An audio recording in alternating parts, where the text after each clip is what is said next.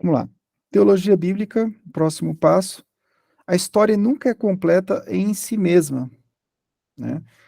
E permanece como uma parte da história maior da salvação que culmina em Cristo Jesus. Então, a gente precisa tomar muito cuidado, eu repito isso várias vezes. Uma história está dentro de uma história maior, né? A teologia bíblica, ela trabalha com um pano de fundo histórico redentor. E isso é um antídoto para a deshistorização da mensagem bíblica. Sermões que contam histórias podem facilmente ser dominadas por filosofias existenciais, como a de Rudolf Bultmann, né? Então, nessa perspectiva, o importante não é a intenção do que o autor disse, nem o que o texto diz, mas o que nos fala hoje, né? Então, a gente precisa conectar as partes ao todo. Esse é um método hermenêutico, né? A teologia bíblica é um método hermenêutico de conexão das partes ao todo. E quando você conecta as partes ao todo, você não cai no risco, você não arrisca a mensagem predominante nos testamentos, que é o Deus trino procurando o seu povo. E essa procura desaguando no ápice, que é a própria entrega do seu filho pelo seu povo. Olha que coisa maravilhosa, né? Vamos lá. O problema hermenêutico. Vamos lá. Qual o problema hermenêutico na atualidade? O leitor como criador do significado. Então, na pós-modernidade, nós temos esse problema gravíssimo. O leitor, ele cria o significado. Por quê? Porque algumas influências pós-modernas, como a influência da crítica literária, trouxe para o leitor uma autoridade que ele não tinha. Agora, é um pouco irracional, né? Porque quando o leitor lê um texto, por exemplo, o texto de Filemon, ou qualquer outro texto, ele vai tentar buscar no texto alguma ideia que conecte a sua história, a sua narrativa. E se ele faz isso, desconsiderando o todo, ele está sendo desonesto. Então, se você pega uma parte e desconsidera o contexto que aquela parte está inserida, você vai ser desonesto com aquele texto. Tá? E o contexto não é só olhar o que vem antes e o que vem depois. O contexto que a gente trabalha na teologia bíblica é o contexto canônico, centrado no Evangelho. Dúvidas até aqui?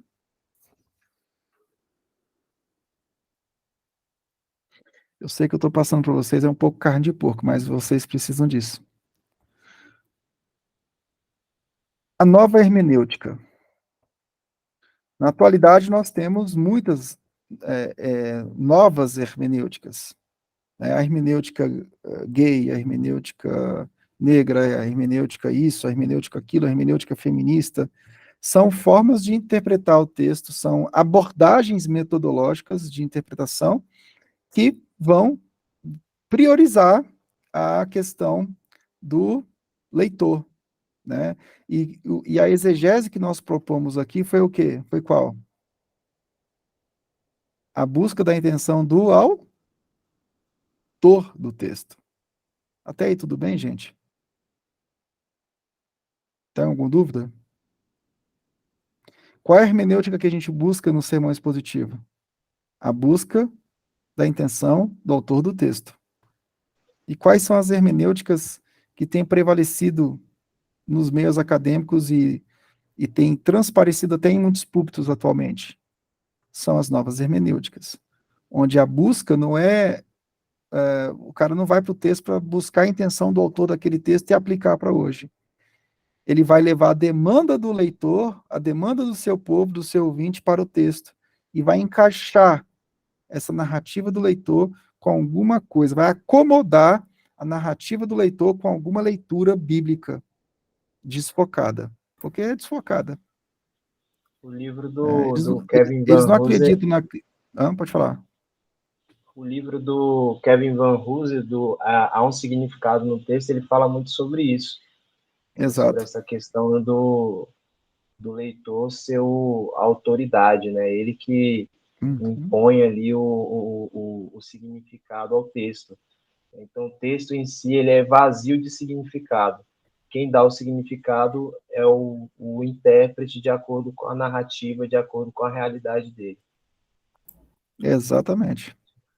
E aplicando para o âmbito jurídico, né, pastor, é como se fosse uma hermenêutica manipulável, aquilo que tem sido feito, né, STF e os demais aí, achando que podem articular as leis baseado em um mero sentimento e uma mera ideologia, né?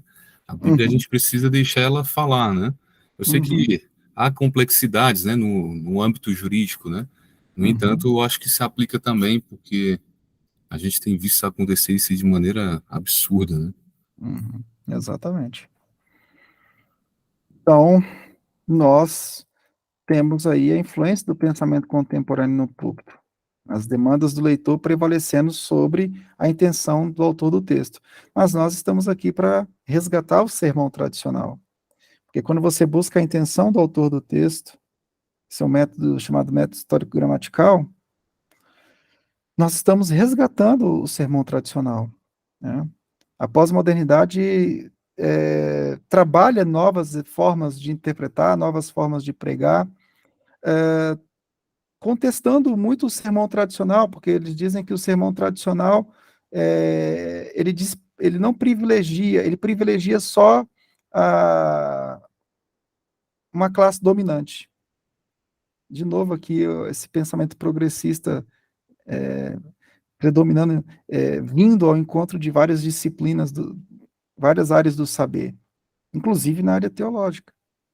Então, eles dizem, o sermão tradicional é um sermão muito elitizado, é um sermão que é um sermão patriarcal, é um sermão bíblico, é um sermão que trabalha uma doutrina da eleição que é exclusivista.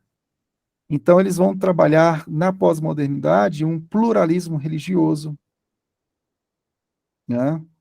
Uma teologia social, e vão repugnar o sermão tradicional, porque o sermão tradicional ele vai fazer o quê? Quais são os pressupostos do sermão tradicional? Ele é bíblico, ele é cristocêntrico, ele é redentivo, ele é apologético, ele é escatológico, ele vai falar da ira de Deus, ele vai falar da graça de Jesus Cristo como único escape da ira de Deus, ele vai falar do céu, vai falar do inferno, ele vai falar das consequências do pecado de Adão. O sermão tradicional vai trabalhar tudo isso. E o sermão nas novas hermenêuticas, de acordo com as novas hermenêuticas, ele vai dizer que tudo isso é uma estrutura dominante, uma estrutura de poder dominante. Né? É bem opressor, né? Eles vão dizer exatamente isso, que essa estrutura é uma estrutura opressora, tá entendendo? Então, vocês estão identificando aí que as leituras atuais elas são leituras políticas, né? Então, puxa, esse sermão tradicional, ele vai dizer que se uma pessoa não for transformada à imagem de Cristo, ela não está apresentando os frutos da sua salvação. Isso aí é muito complexo de administrar. Cristo é para todos. Cristo não excluiria ninguém do céu. Por isso que as leituras, as novas hermenêuticas serão mais aprazíveis, serão mais aceitas por muitos meios teológicos e meios até igrejas, porque vai ser mais suave, né? Você não vai chocar, você não vai confrontar as pessoas. O evangelho deixa de ser o bíblico, o que confronta, o que fala, o que denuncia, e se torna um tipo de evangelho diluído, inclusivo. Estão captando aí agora por que nós trabalhamos o sermão expositivo?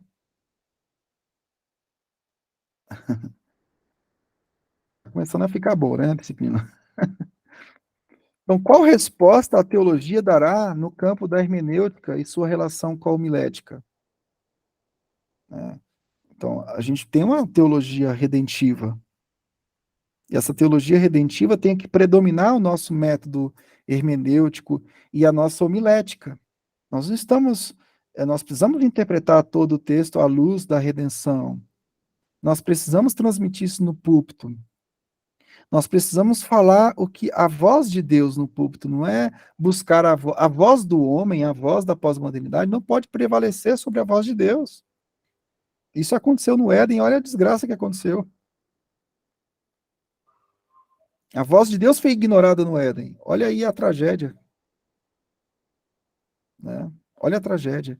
Então, a pós-modernidade é o efeito dominó lá do Éden, que quer colocar a voz do homem como predominante, que quer colocar o homem contrapondo a autoridade divina.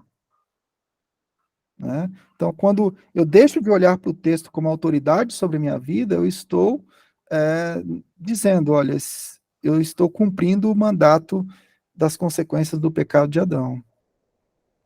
E vou prevalecer com isso, ou seja, eu estou caminhando para o inferno mesmo.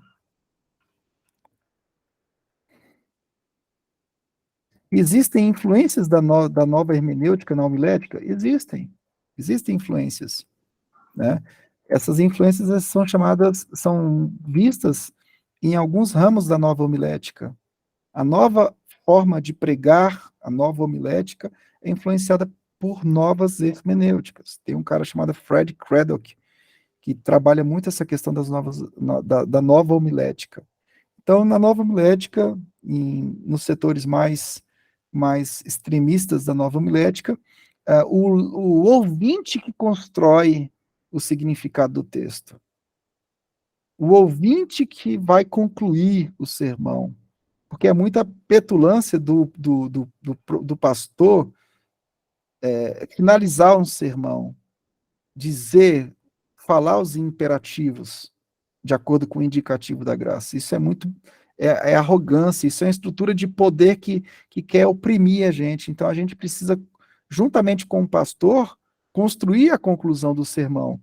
E a gente quer construir a conclusão do sermão de acordo com as nossas narrativas. Então, a pregação tradicional, ela teve uma reação. A reação é vista nas novas homiléticas, não em todos os setores, né? E baseado nessas novas formas de interpretar a Bíblia. E surge, então, um novo tipo de pregação, que é um deslocamento do autor, da busca da intenção do autor, para a interpretação centrada no leitor. Então, o que a gente vê hoje é uma reação contra o sermão tradicional. Alguns fazem isso de modo acadêmico, conscientes do que estão fazendo, e outros vão fazer isso de modo indireto, sem nem saber para onde vai nem para onde estão. Né? Então, o propósito da pregação não é emocionar, conforme as novas formas de interpretar a Bíblia estão sendo colocadas hoje. O propósito da pregação, conforme Efésios 4, 12 ao 13, é fazer com que as pessoas sejam amadurecidas em Cristo Jesus. Nós não estamos no púlpito para entreter, nós não estamos no púlpito para agradar as pessoas, nós não estamos no púlpito para dizer para que as narrativas dessas pessoas sejam atendidas, embora Cristo tenha compaixão, mas a compaixão dele é exercida dentro de um contexto. Ele dá graça suficiente e chama e reconcilia junto ao Pai pela sua própria justiça, homens pecadores como eu e você, que em decorrência da justiça deles são transformados. São transformados. Então, a compaixão dele acontece nesse contexto. A compaixão dele não é no sentido de, eu vou incluir você aqui e você vai ficar do jeito que você está. Não. O progressismo é perigoso, irmãos. O perigo da subjetividade. Né?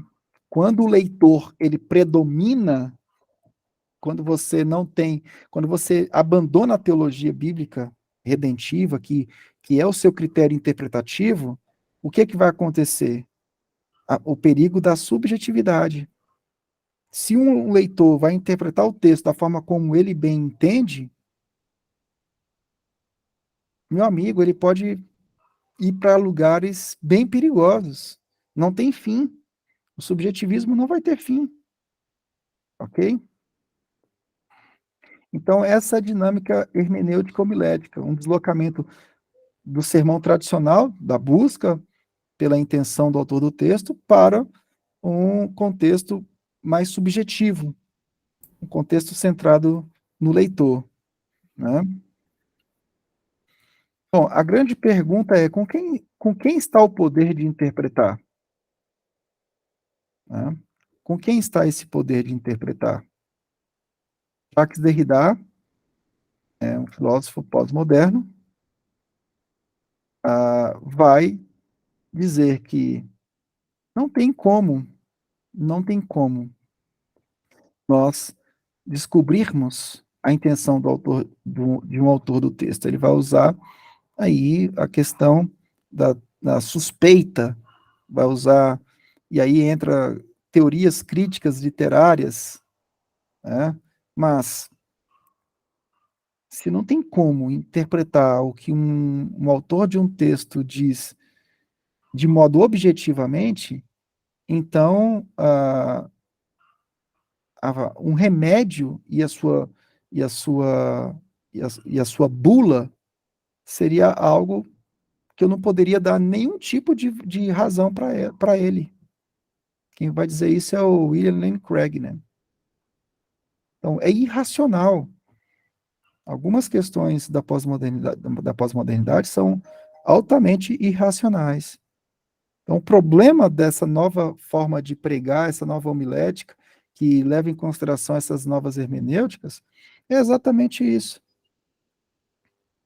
O ouvinte ganha um espaço, a subjetividade começa a prevalecer, e cada um começa a interpretar o texto da forma como ele quer. É por isso que os liberais eles são mestres em fechar a igreja e destruir seminários teológicos. Isso aqui não vai entrar aqui. Então, qual é o desafio do expositor bíblico? Voltar ao método tradicional de interpretação bíblica. Tá?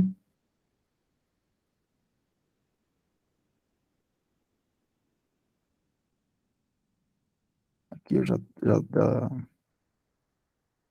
falei sobre isso.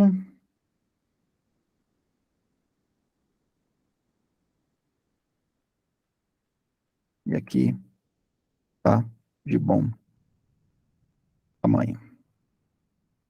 Dúvidas até aqui?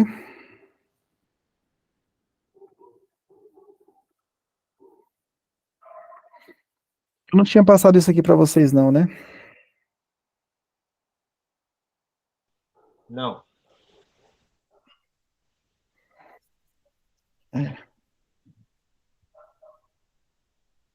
Vocês querem falar alguma coisa? Vocês têm alguma dúvida?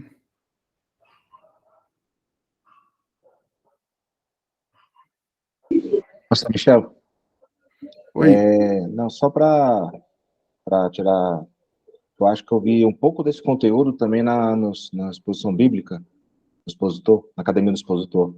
Eu acho que tem lá um pouco desse material também, Uhum. não é? Acho que pode Sim, ser tem. para te aprofundar também um pouco lá. Tem muita coisa lá. Né? Tem muita coisa lá. E, Bem. pastor, complementando também sobre a subjetividade, né? Hum. É daí onde também nascem os antinomianistas, né? Onde eles vêm com aquelas teses que parece ser eruditas, bem bonitas, né, com aqueles argumentos aparentemente intelectuais, mas que na verdade não leva a nada, né? Só leva mais confusão e mais dúvida, né? Uhum. Um dos exemplos aí que tem uma expressão muito bem elaborada e muito bonita é aquele argumento do Caio Fábio, né? Jesus como chave hermenêutica, né? O Uhum. grande problema é que a chave hermenêutica lá é só para livrar alguns, né, de alguns pecados, mas quando é na hora da raça de víboras, na hora de pegar firme mesmo, aí esse Jesus aí, ele é como se ele não existisse, né? Então, dizem que a chave hermenêutica é Cristo, mas na verdade nunca foi, né? Uhum. Só é dentro de um contexto onde eles se utilizam de jurisprudência para justificar pecadores obstinados, né? Cristo É é o que obstinado, né? é o que eles falam. Por isso que eu não gosto de usar esse termo chave hermenêutica, porque é o termo que o Caio Fábio usa. E Aham, para ele, a chave hermenêutica ser Cristo, na verdade, é uma tentativa de desassociar Cristo de Paulo, verdade. Ele já até né? fala que Paulo delira, né, Isso. em Romanos 8, 9. Como é que um É. cara fala um negócio desse, cara? Mas É, isso é uma hermenêutica extremamente nociva e sem fundamento, porque as epístolas, a gente viu aqui agora, que o gênero literário epistolar é fundamentado nos evangelhos. Né? E outra, existe uma relação entre os textos do Antigo e do Novo, eles estão entrelaçados. Né? Quando a gente vai estudar aham, teologia bíblica, a gente vai olhar principalmente as citações que o Novo faz do Antigo. Né? Então a gente percebe que está tudo entrelaçado. Né? Essa conversa interbíblica, que é o propósito da teologia bíblica redentiva, essa conversa interbíblica, ela está toda amarrada. É um emaranhado de conexões bem firmadas. Né? Então, o Caio Fábio usa uma hermenêutica bem rasa. Né? O Caio Fábio, ele fala que Paulo errava muito, errou bastante, porque ele não conhecia de física quântica. Pois é, cara. Eu ouvi isso aí, irmão. Cara, Só Misericórdia. eu nem para perco você. tempo. Eu nem perco tempo com isso. Não, professor, pastor, eu tô falando também disso aqui porque eu tive professores que é da linha do cara, né? Que bebeu da mesma Sério? fonte e queria Sério? convencer a todo custo. A igreja que eu congreguei durante 8 anos, uma igreja firme na palavra. Aí quando o pastor deu os deslizes dele, ao invés do cara se arrepender e buscar ajuda, né? Não, o cara foi abraçar quem? Foi abraçar o pai Capeta. o pai dos obstinados, né? O pai dos bodes aí. Quem é o pai dos bodes? E não adianta, né? Eu sei que às vezes ele pode dar uma mitada aí, como alguns dizem, né? Apesar de não acompanhar tanto o cara. Então, assim, na Betel mesmo eu lembro que tinha pastores lá que estavam quase virando padre. E Uhum. tinha pastores lá que se diziam ser calvinistas, mas eram mais armenianos E do que Armínio? um wesleyano, É, sabe? Então, assim, entendi. enfim, acho que não vou Então, prolongar. vamos lá. É o campo da Então, subjetividade, né? exato. Vamos lá, vamos falar sobre a ideia central de Filemon. Então, a gente falou, primeiro passo, o texto, o que a gente está usando, Filemon. O segundo passo, as características do gênero literário. A gente vai voltar para o gênero literário para delimitar, né, as perícopes. Nós falamos sobre a teologia bíblica, fizemos aí esse contraste com o sermão tradicional, com o sermão de acordo com as novas hermenêuticas, né? Isso é importantíssimo, gente, tá? E agora, vamos falar um pouco sobre a ideia central do livro. É importante para o entendimento do contexto amplo e as conexões, né? Vamos lá. Filemon é uma das 4 epístolas da prisão e a mais curta dos escritos do apóstolo Paulo.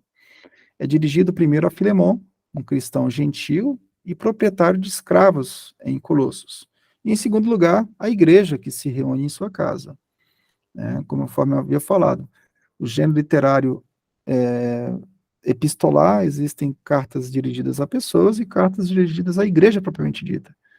Mas aqui nós temos que essa carta foi dirigida a Filemon, mas também dirigida à igreja que estava na sua casa. Era um assunto pessoal, mas que tinha um pano de fundo redentivo que serviria de ensino, leitura e ensino na igreja local. A carta é um apelo apaixonado e pessoal em que Paulo pede a seu amigo Filemon que receba Onésimo de volta, não como um escravo fugitivo, mas como um querido irmão no Senhor. Então, na soberania de Deus, Onésimo foge para Roma, onde conhece Paulo, né, que também havia levado Filemon anteriormente à fé, e se torna cristão. Então, ao enviar Onésimo de volta a Filemon, Paulo argumenta que o evangelho mudou a natureza do seu relacionamento. Seu vínculo mútuo em Cristo agora transcende suas identidades socioculturais de escravo e senhor. Essa carta, então, ilustra como o evangelho pode transformar nossos relacionamentos reais e, às vezes, difíceis, na centralidade do Redentor, né? Então, por que Paulo escreve a seu amigo Filemon? Essa é a pergunta. Ele apela a Filemon, com base no amor, versículo 9, para receber o retorno de Onésimo, não como escravo, mas como um querido irmão no Senhor, versículo 16. Então, a ideia exegética é que Paulo escreve a seu amigo Filemon para apelar a ele, com base no amor, para receber o retorno de Onésimo, não como escravo, mas sim como um irmão no Senhor.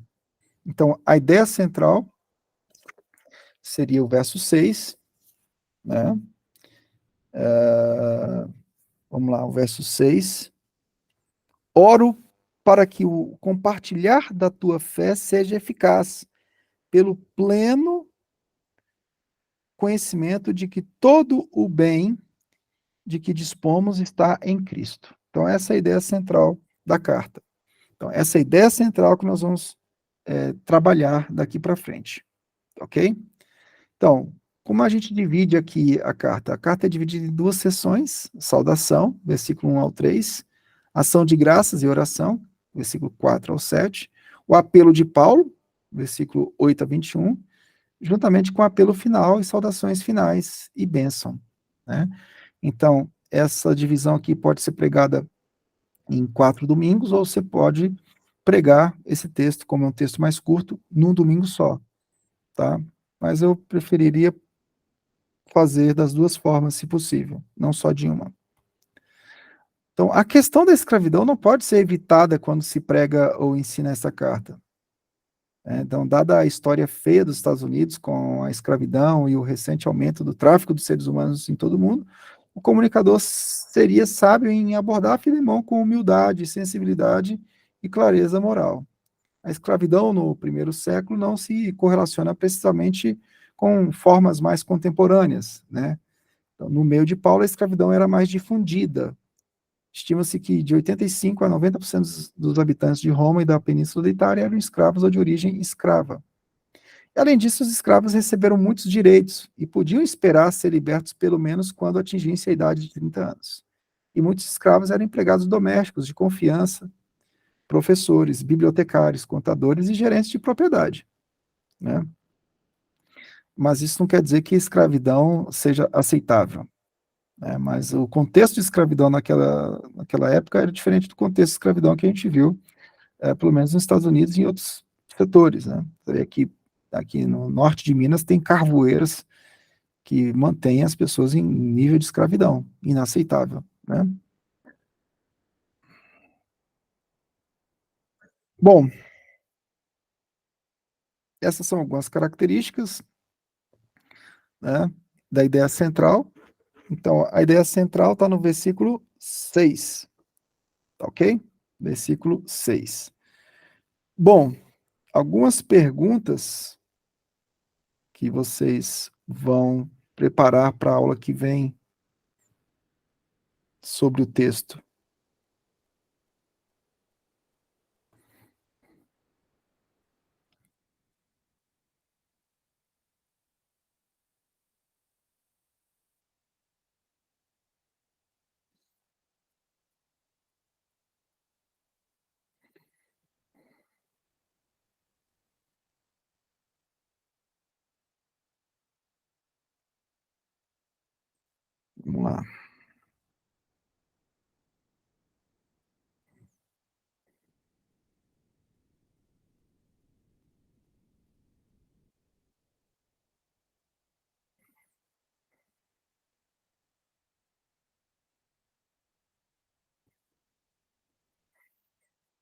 Olha aí.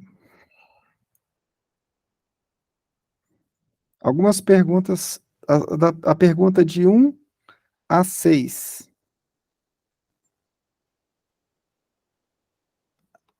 Faça um print aí. Essas perguntas eu queria que vocês respondessem para a próxima aula. De 1 a 6 somente, por enquanto. Depois eu vou falar para vocês sobre as questões de tradução, variantes textuais, essas coisas assim. Faça um print da tela para a próxima aula, perguntas de 1 a 6.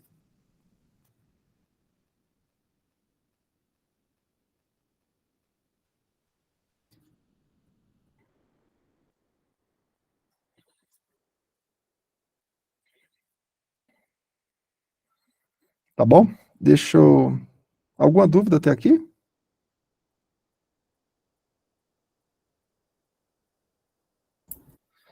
Vou revisar a aula de novo e vou revisar as perguntas também. O senhor vai lançar que dia essa aula? Hoje mesmo, amanhã. Amanhã, né? É. Vai editar só aquela partezinha lá do tempo, né? Vou editar aquela parte tribulosa lá. Tá bom?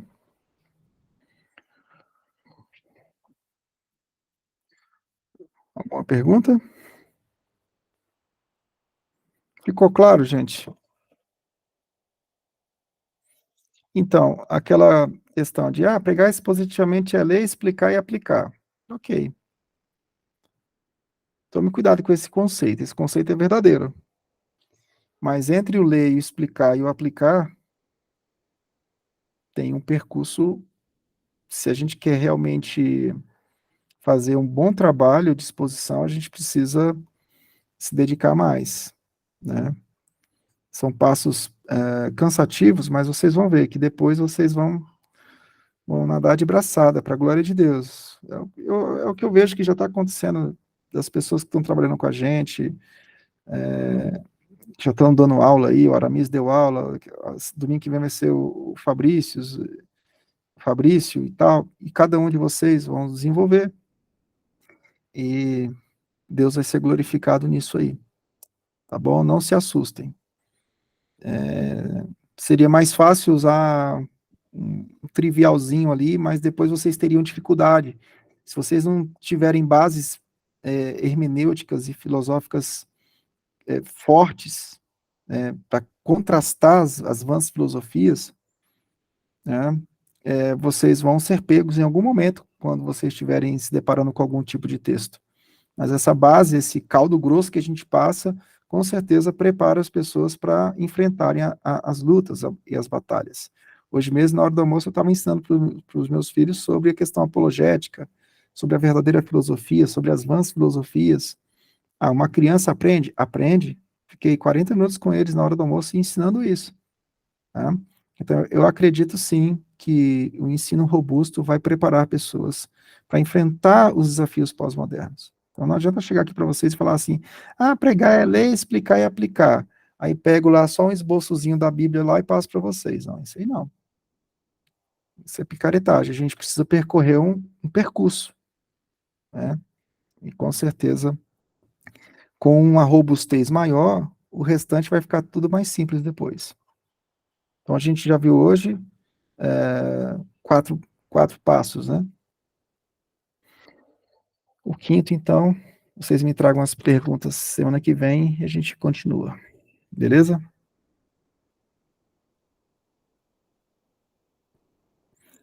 Gente, vou tirar uma print aqui dessa tela aqui. É uns cabra fake, Deus me livre.